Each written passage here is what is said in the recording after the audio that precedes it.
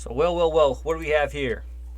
We have the 49ers sitting at 2-3 after a devastating loss to the Arizona Cardinals.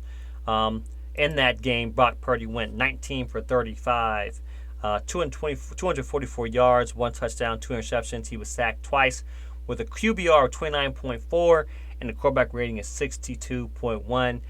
You had Jordan Mason, who's pretty much just having a good season just as McCaffrey would. You had Debo, Ayuk, and Juan Jennings, everyone at full strength, but yet you lose to the Arizona Cardinals. Why? Because I tell you this, okay? With the Cardinals, with the 49ers, I say this all the time. If you beat the system, you can beat the 49ers. Kyle Shanahan, Brock Purdy is I won't even say game manager, he's a system quarterback. And he doesn't have to be a system quarterback, but he's a system quarterback. Meaning, you come into our system, we're going to do well, right?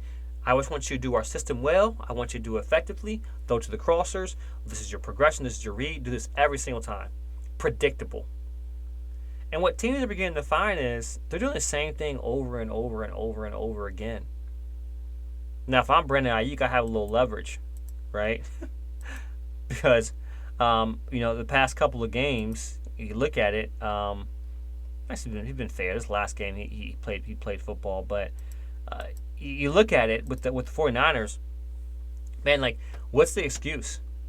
What's the excuse now? You're at full strength and you lose, right? When it comes to your offensive firepower, well, Jordan Mason's not McCaffrey. It doesn't matter. Whoever's working in that system's going to do well.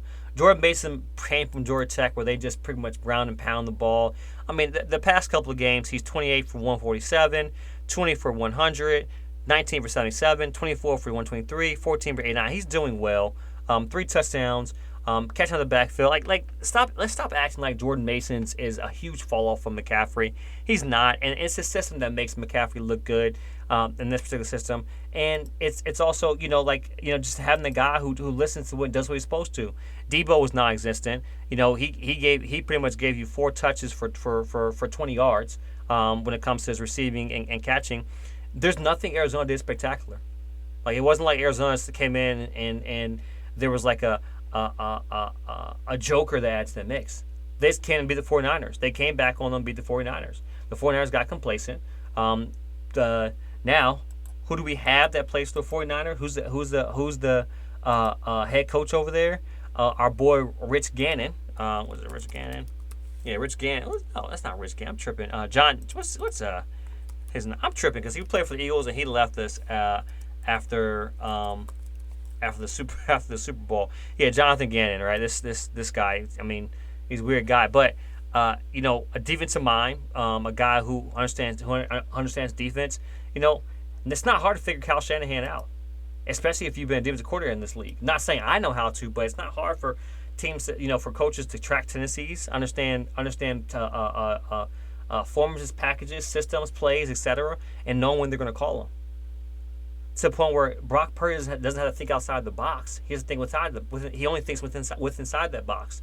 And if you beat what's inside that box, you can beat the 49ers.